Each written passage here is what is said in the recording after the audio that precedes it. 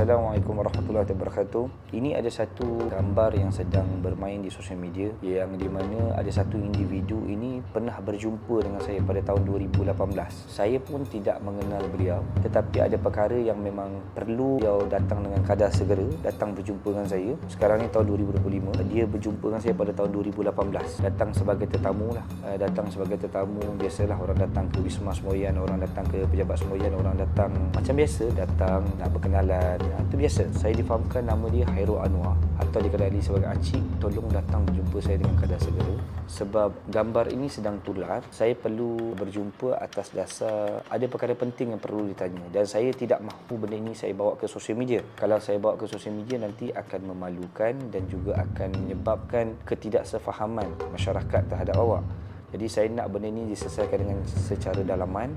Tolong datang jumpa saya dengan kadar segera, sebab saya memang nak kena jumpa awak dengan segera lah. Jadi insya-Allah perjumpaan itu secara tertutup. Saya tidak akan merakam, saya tidak akan ada apa-apa. Saya cuma nak berjumpa dan untuk minta penjelasan tentang ada perkara yang perlu ditanya lah. Kita selesaikan perkara ini dengan baik. Jadi saya bagi masa, dalam masa 24 jam hubungi hotline number dan datang jumpa dengan saya. Senang. Datang nak berjumpa melalui Syazrik boleh, Bob, Arsyad boleh, rakan-rakan awak yang mengenali saya.